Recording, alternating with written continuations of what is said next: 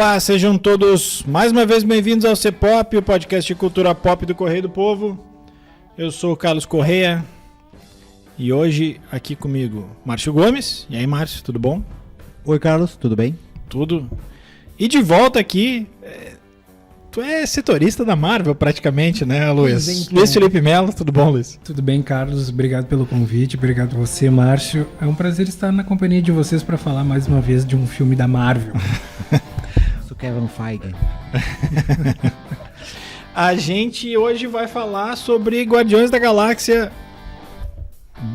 volume ponto 3, que estreou aí semana passada nos cinemas. É o final de uma trilogia, é o final também das passagens do James Gunn pelo universo da Marvel, já que ele virou a casaca e agora é o chefão, presidente da DC lá, que é o cara que está responsável pelos próximos filmes da DC. Então, vamos lá, Matheus, sobe a trilha e vamos falar logo aí dos Guardiões da Galáxia.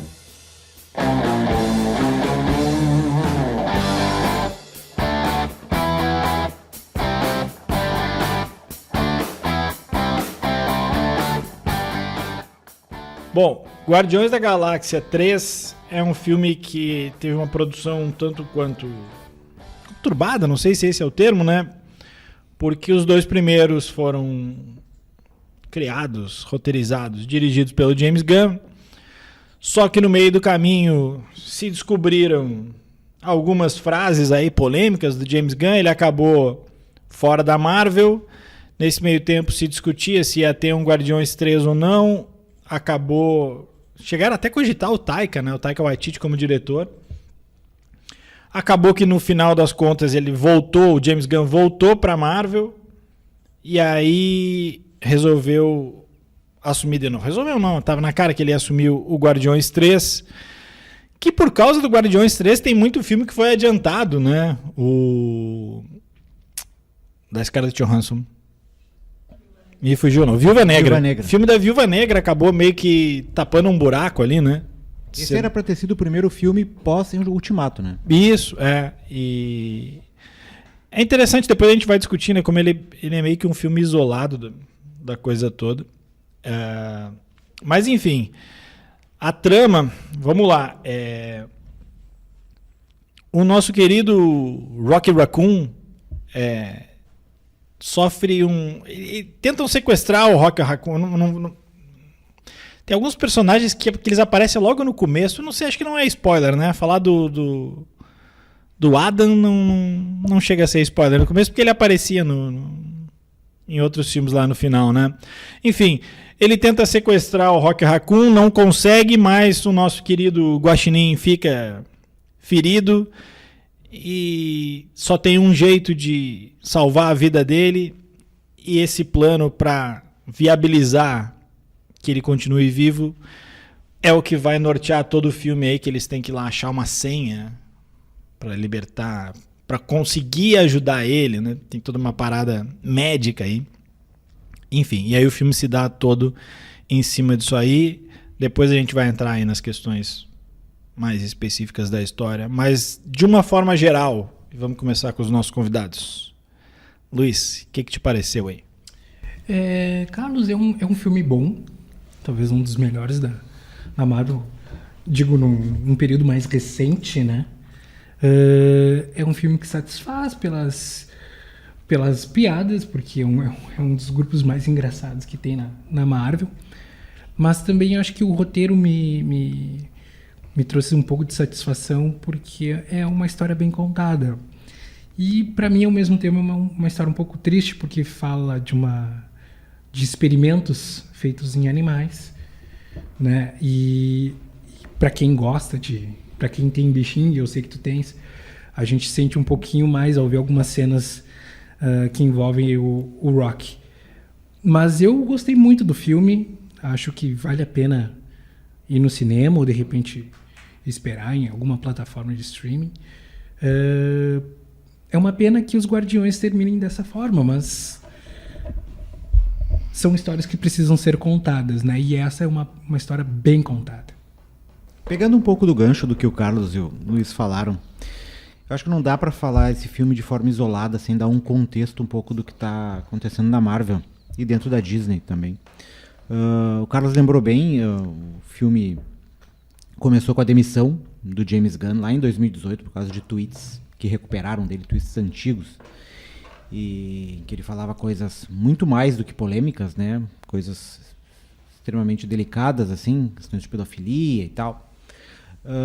Ele foi demitido, se eu não me engano, em junho de 2018 da Disney, saiu fora do projeto. Daí o projeto meio que ficou parado, não contrataram ninguém. O Carlos comentou bem, é isso, chegaram a cogitar o Taika e tal, mas ninguém abraçou o projeto. Se sabia que o projeto ia continuar, que o roteiro ia seguir o mesmo, mas ninguém foi escolhido. Os atores todos saíram em defesa do James Gunn. E depois o James Gunn publicou uma declaração de desculpas, né, públicas, na verdade, pedindo desculpas, se arrependendo, dizendo que todos aqueles tweets eles eram brincadeiras, que ele gostava de polemizar antigamente, né, mesmo que isso provocasse alguém. A ideia era polemizar através das provocações para despertar algumas reações nas pessoas e tal, mas que ele não acreditava em nada daquilo, etc. Por causa desse pedido de desculpa, a Disney trouxe o James Gunn de volta em fevereiro de 2019 e daí em seguida veio a pandemia, no ano seguinte. E com a pandemia tudo parou e esse projeto que já estava meio atrasado ficou atrasado de novo. E ele acabou saindo depois da fase 4. Ele era para ter saído antes dela, né? Depois da fase 4. E como o Carlos falou, meio fora de cronologia, assim, né? Ele ele toca muito pouco nas questões do universo da Marvel, né? É um filme completamente... Dá para se ver quase todo ele isolado. Se não tivesse alguma outra coisinha do que aconteceu em outros filmes ali, na Costa Gamora, que aconteceu no Vingadores Ultimato e tal, ele poderia ser visto quase de forma isolada, assim. Além disso, a gente tem o momento de turbulência ali da Disney e da Marvel, né? Da troca do CEO, agora o Bob Iger voltou.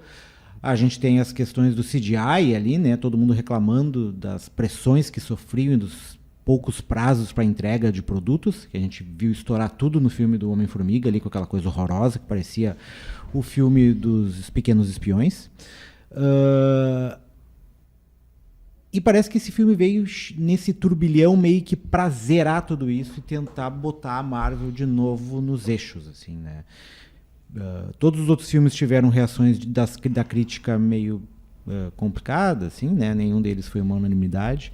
Tem alguns filmes que eu gosto, especialmente o Doutor Estranho ali, mas todos os outros são filmes que me passaram quase de forma indolor, né? E alguns foram tediosos. Os Eternos está aí para nos provar.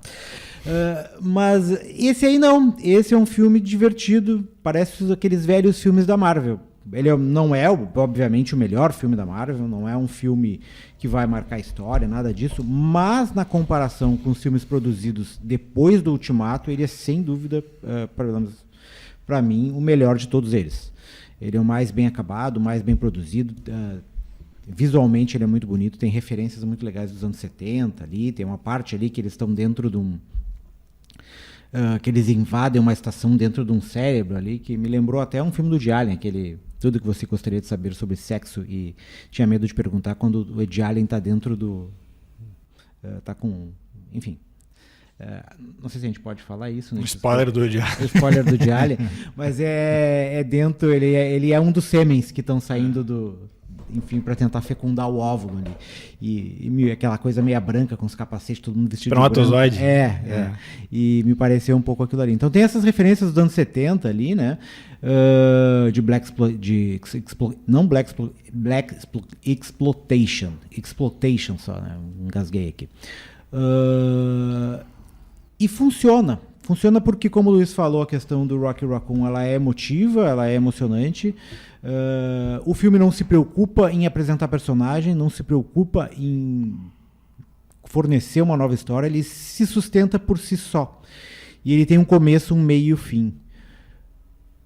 O que vai ser dos Guardiões a partir de agora, eu não sei, até porque eles estão aí, né, meio dispersos, mas estão aí, e eu acho que o James Gunn, ao encerrar a trilogia, ele encerra a trilogia como ele concebeu a trilogia, mas ele não encerra a história dos personagens dentro desse universo.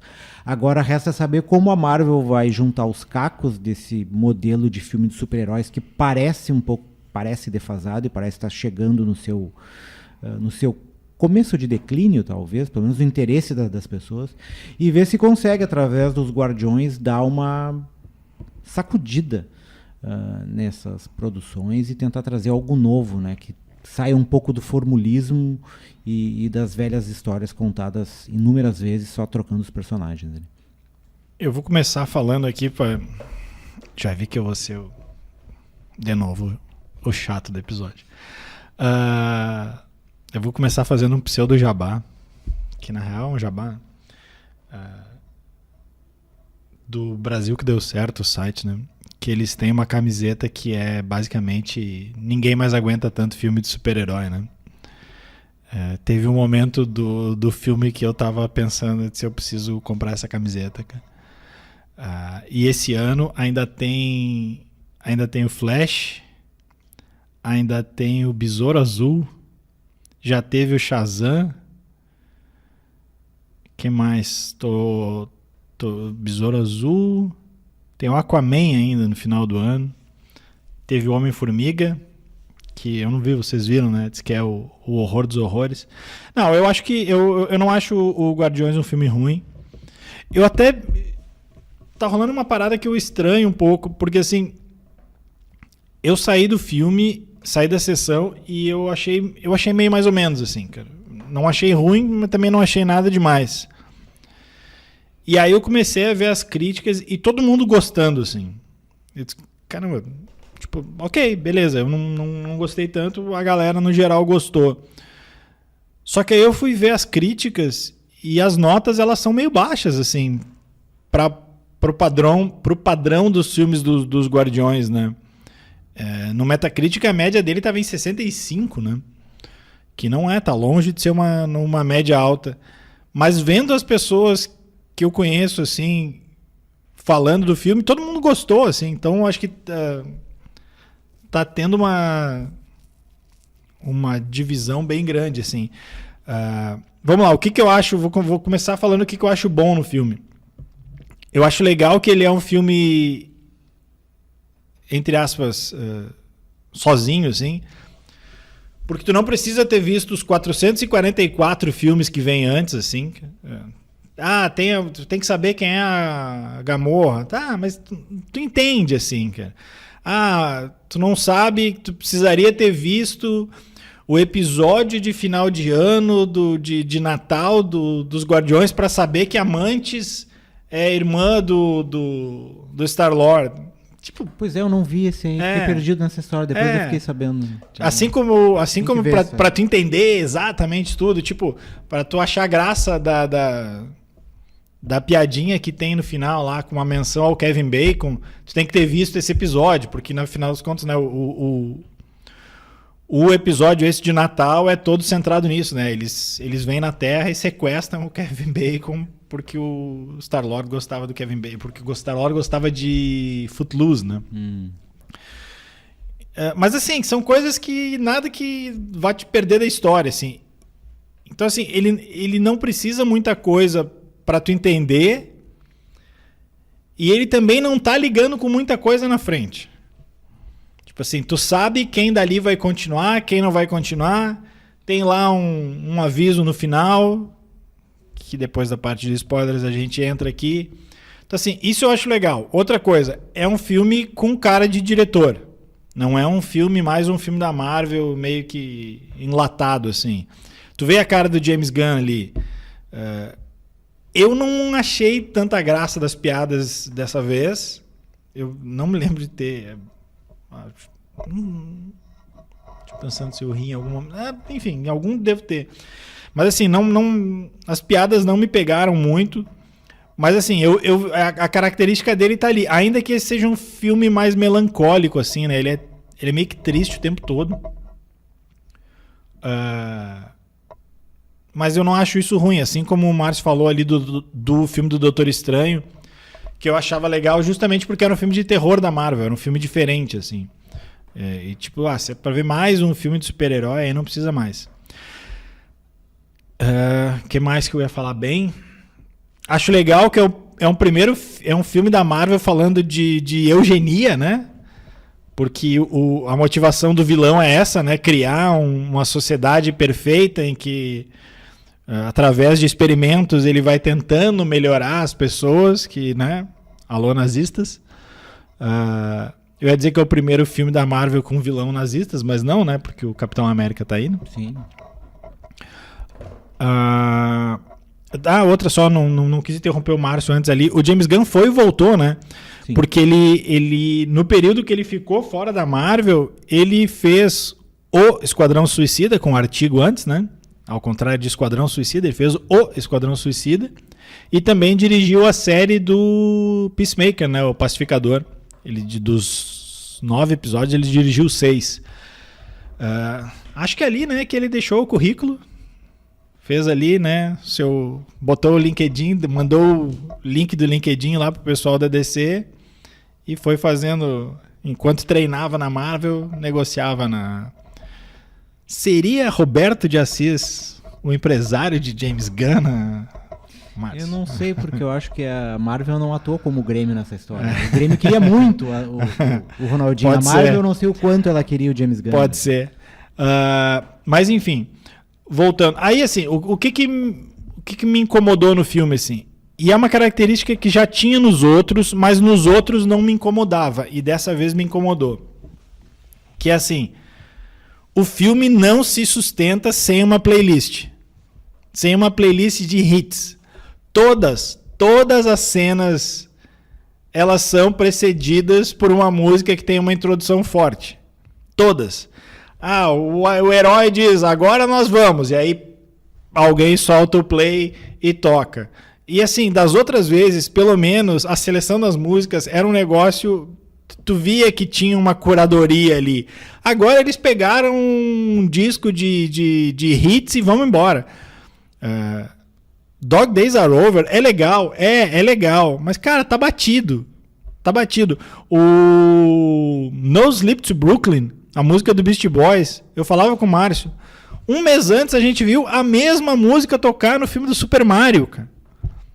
Tipo, variem pelo menos, cara. E assim, eu acho que o filme tem essa muleta, assim, ele não... O roteiro precisa da música ali e não é uma música deles, assim, sabe? Precisa de uma ajuda externa. Outra coisa, acho que é um problema do filme e acho que é um problema da Marvel desde sempre, com 2 ou 3 exceções que a gente sempre lembra, né? Que é o filme do Pantera Negra e o primeiro filme lá dos Vingadores, por causa do Loki e do Killmonger. Cara, os vilões, de novo, pra mim, deixa a desejar. O Adam, no começo do filme, ele parece um cara mega fodão, assim. O cara é quase indestrutível, ele quase acaba com os Guardiões da Galáxia em 5 minutos. Pra depois ele virar um bostinha. Sabe? Que qualquer coisa bate ele. O vilão principal também, sabe? É um cara super poderoso, mas de onde é que ele saiu? Sabe, a brincadeira aquela que a gente tinha que nem era pequeno. De onde vem, do que se alimenta, sabe? O auto-evolucionário. Não sei, sabe? A mim, os vilões não bateram muito, assim. E acho que um filme sem vilão é sempre complicado de se estruturar. Pelo menos no filme de super-herói, assim. Tu tem que odiar o vilão pra torcer mais pelo herói. Mas concordo ali com o Luiz, cara. Bota bichinho e aí fica outra parada na história, ainda mais com o Rock Raccoon, que é, né, o personagem mais legal dos Guardiões. E o que me lembra também que eu acho que o Star-Lord, isso é outra coisa, até não tinha escrito aqui, mas tinha comentado antes com o Márcio. Cara, o Star-Lord tá solto na história, assim, tá perdido na história. Porque começa e ali ele tá meio... tanto quanto alcoolizado a mais, né? E aí tu não sabe se é piada ou não, mas quando ele sai do bar, todo mundo, ele sai carregado e todo mundo com uma cara triste, te dá a entender que é uma vibe mais, pô, sabe, ele vai... É o cara que vai tentar melhorar isso ao longo do filme. Na cena seguinte já tá tudo bem, ao mesmo tempo ele ainda tá apaixonado pela Gamorra, mas no meio do filme também já tá tudo bem.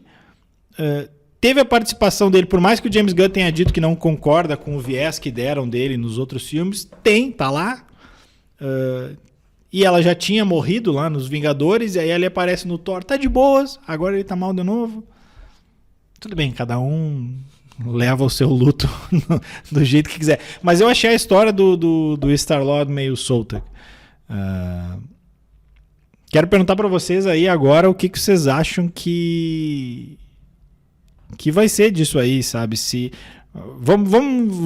Vou pedir só pro Matheus tocar a trilha de spoiler, porque a gente vai entrar numa parte aqui que fica mais...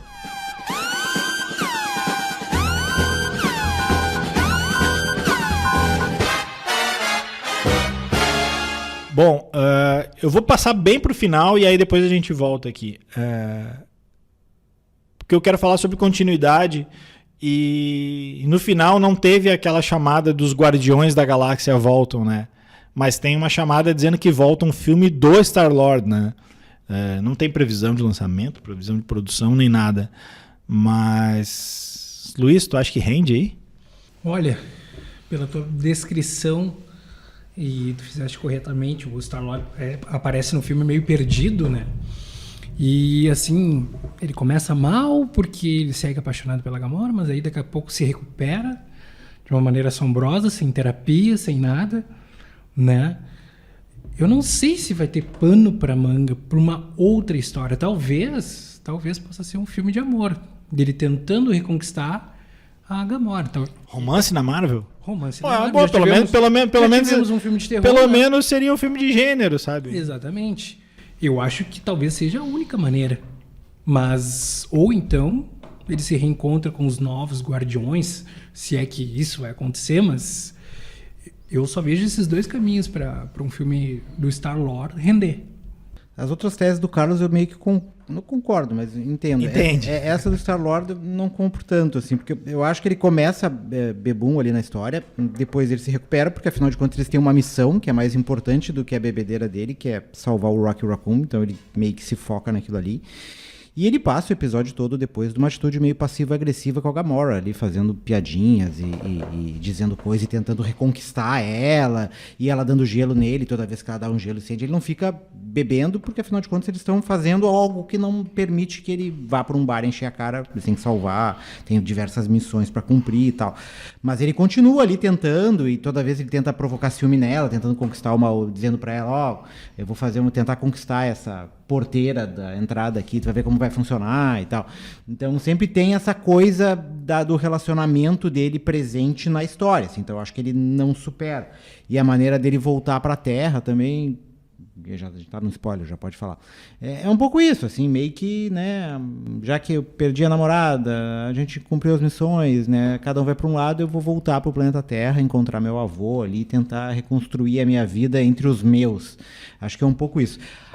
Não sei se é um filme, se vai ser uma série da Disney Plus, o que vai ser aquilo ali. Acho bem que o Chris Pratt para uma série eu acho que é meio caro.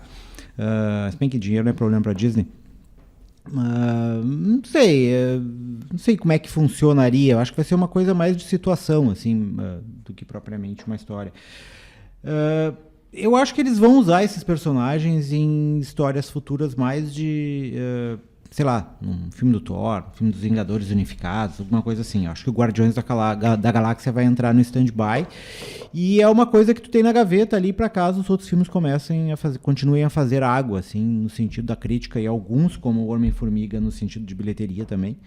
E daí tu tem ali, esses grupos aqui, esse grupo aqui a gente pode reunir de novo, então traz e é uma aposta meio certeira, assim. Tanto é que eu achei que alguém ia morrer nesse filme, embora no final o Star-Lord quase vai, né? Mas ninguém morreu. Isso é outra coisa, ele é um filme meio sem consequência. Nem o vilão, assim, não apareceu o corpo, não morreu. Tá? Filme de super-herói, isso aí. Não apareceu o corpo, não morreu. Explodiu, apareceu o corpo. Não, então não dá pra cravar que o vilão morreu. Se o vilão não morreu, só morreu o Capanga nesse filme. Eu acho que uma perda dessas, tipo o Homem de Ferro no Ultimato ali, eu acho que daria um peso maior pro filme, assim. Mas eu acho que foi um pouco a ideia de que o James Gunn, como eu tô saindo, eu não vou estragar nada aqui, então eu não vou mexer, eu vou deixar como tá, e daí depois vocês decidem o que vocês querem fazer, até porque eu tô indo pra concorrência, né? Sim. Então se eu mato um personagem importante, vão dizer que eu fiz isso pra ferrar com tudo, entendeu? Imagina, ele mata o Star-Lord e logo depois o Chris Pratt é anunciado como Super-Homem, né? Super-Homem. Que ele é um dos cotados, embora já tenha um negado, né?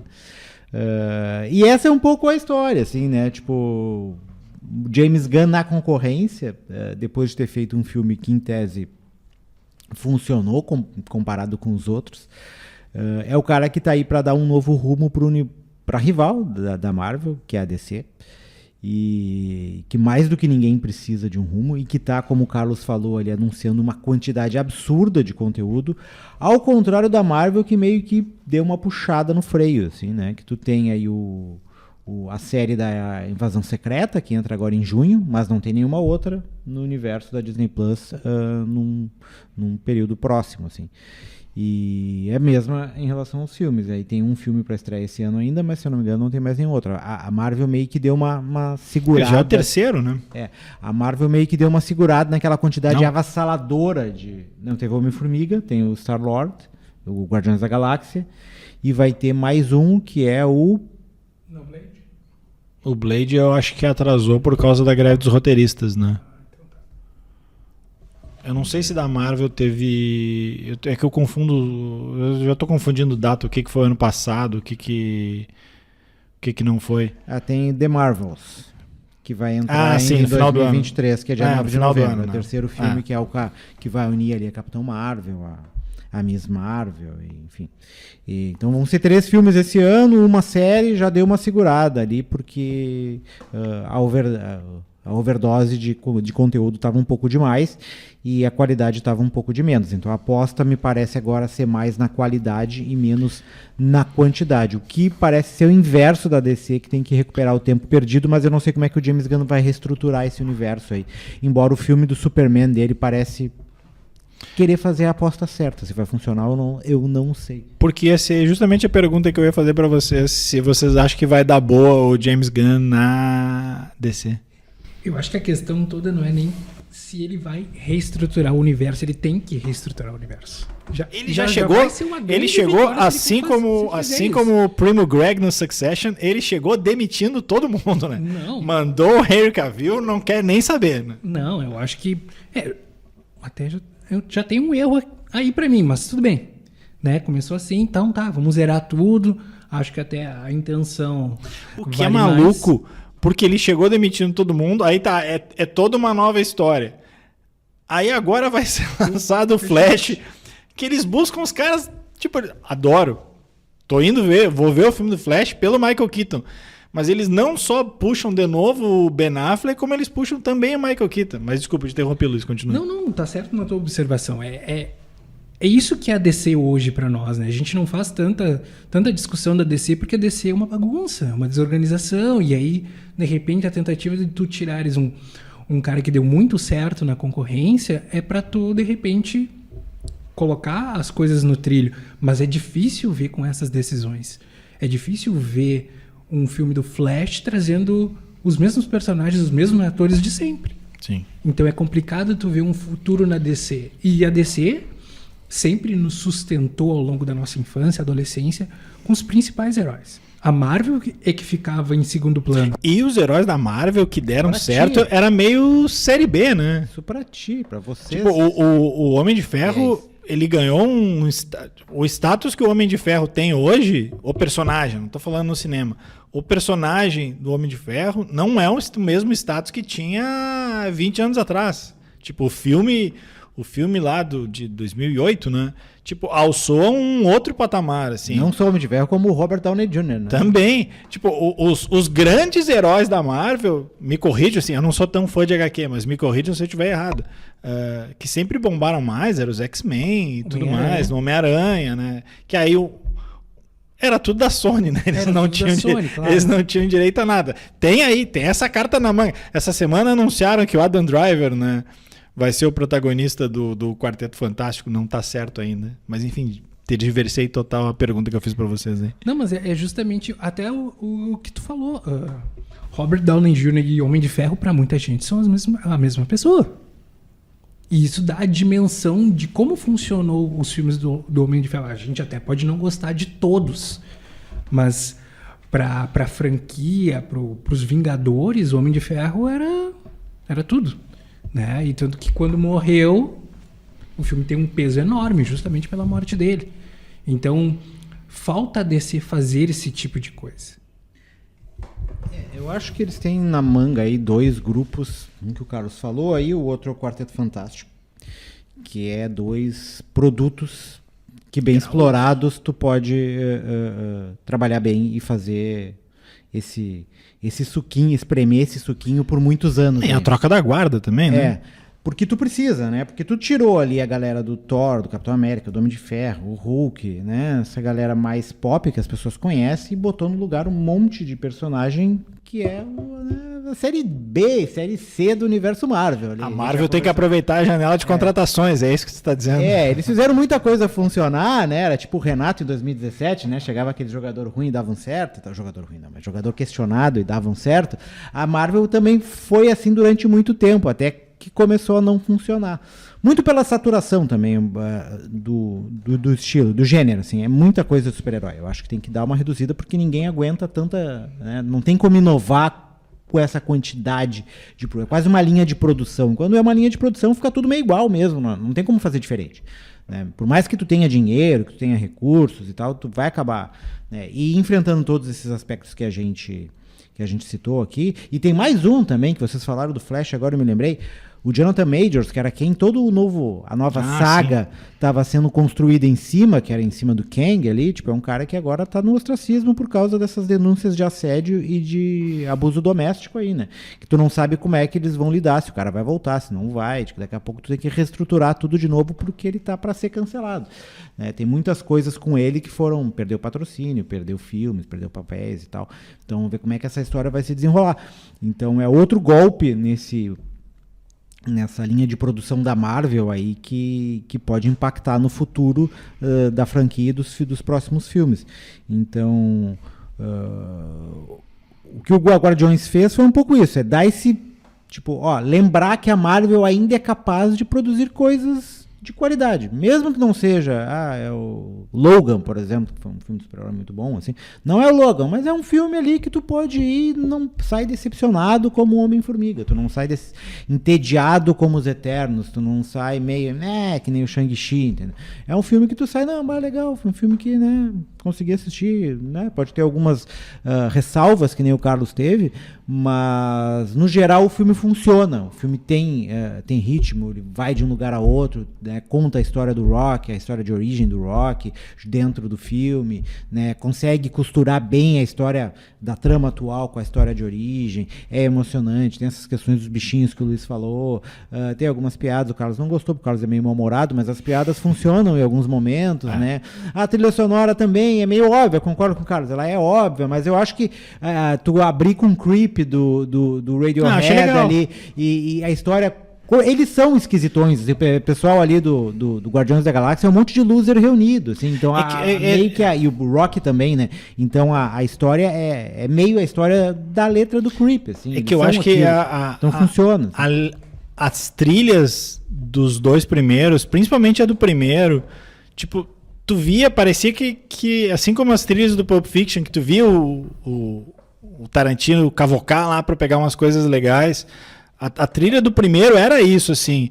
O James Gunn puxava umas músicas boas que ninguém lembrava mais e botou elas em evidência de novo.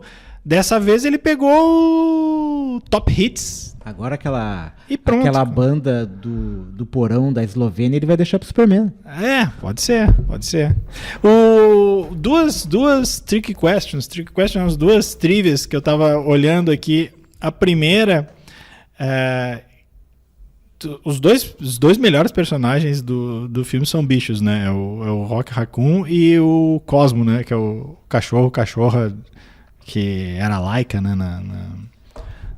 E os bichinhos ali, a Layla, o Flores e o Tips, que até tem a camiseta que o James Gunn tá usando, a camiseta dos 4 ali. A voz da Cosmo, do Cosmo, quem faz é a Maria Bakalova, que é a do Borat. A menina que o Rudolph Giuliani achou que ia levar no papo e acabou pego aí com a boca na botija.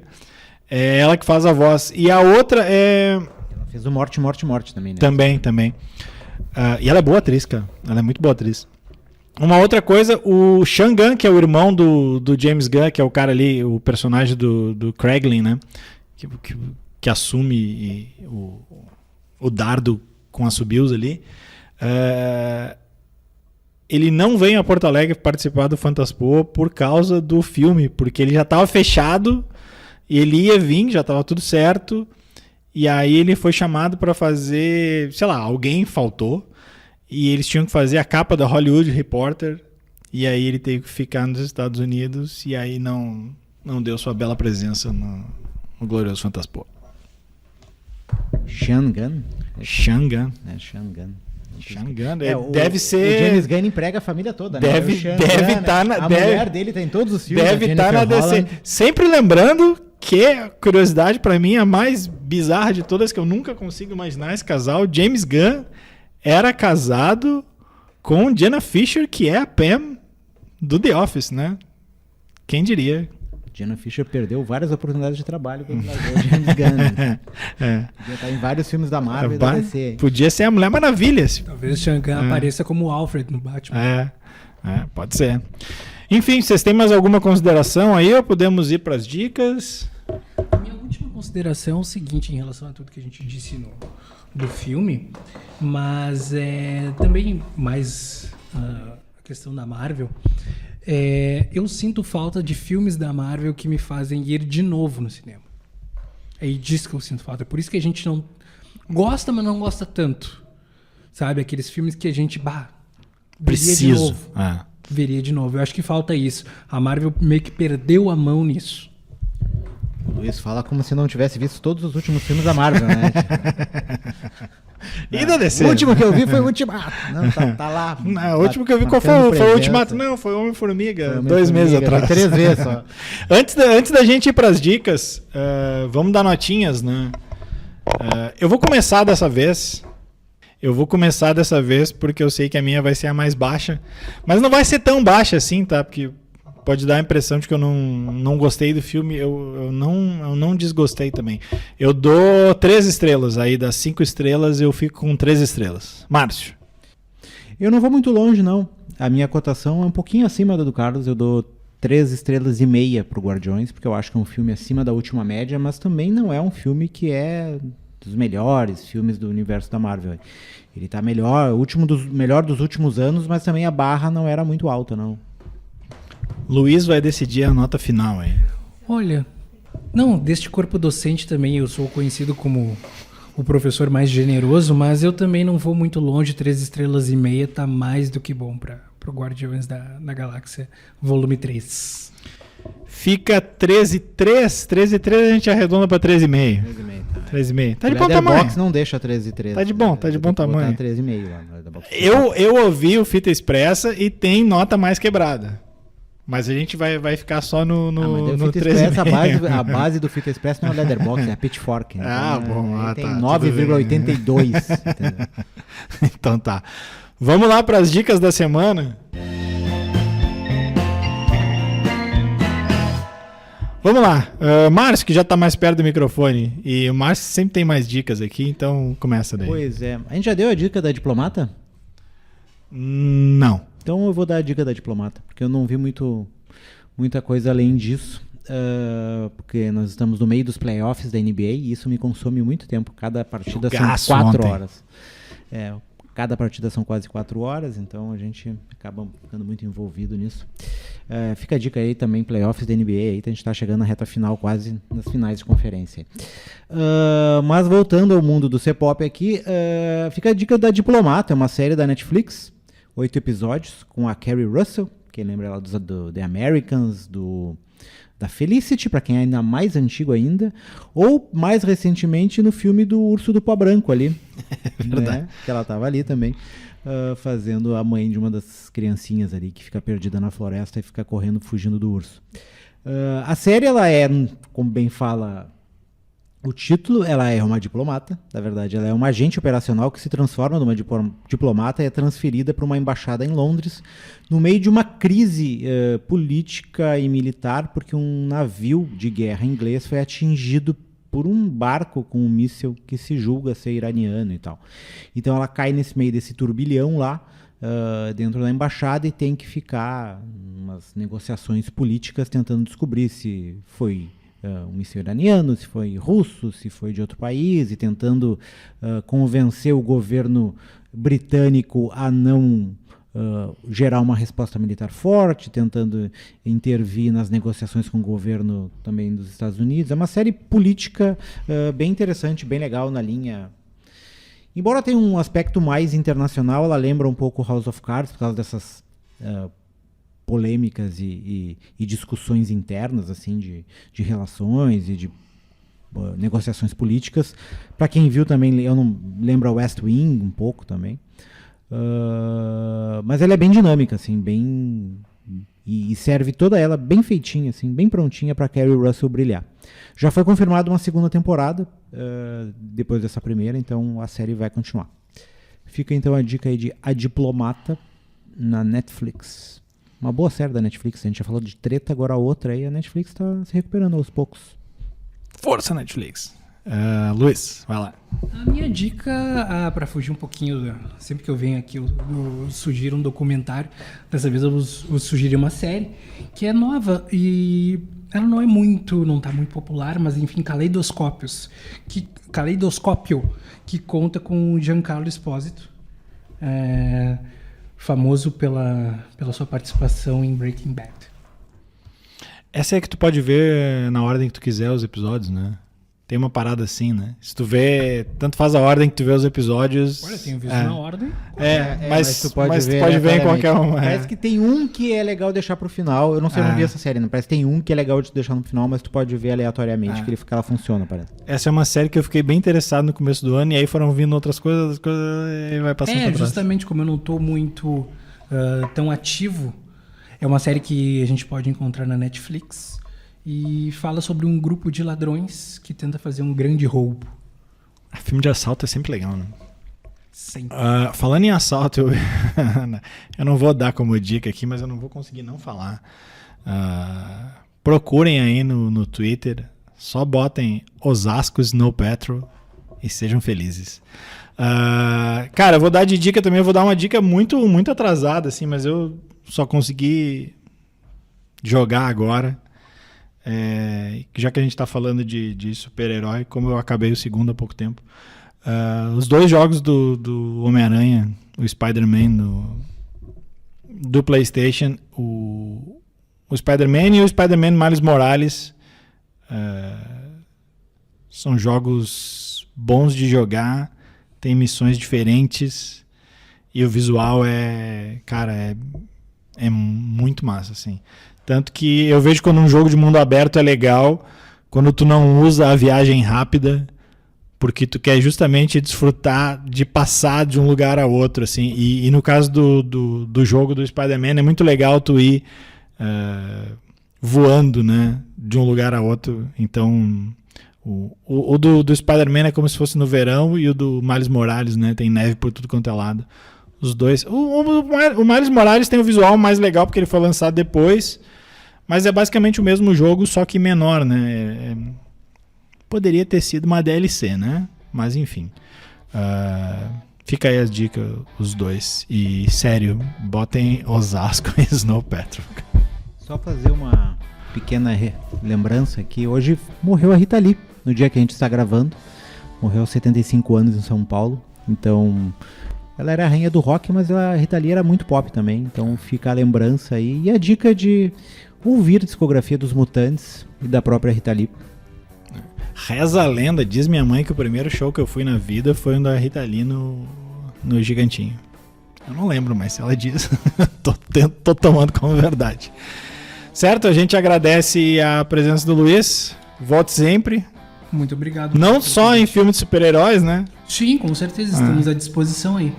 Então tá. Agradecendo aí também a edição do Matheus Santos. A gente vai ficando por aqui. Um abraço e tchau.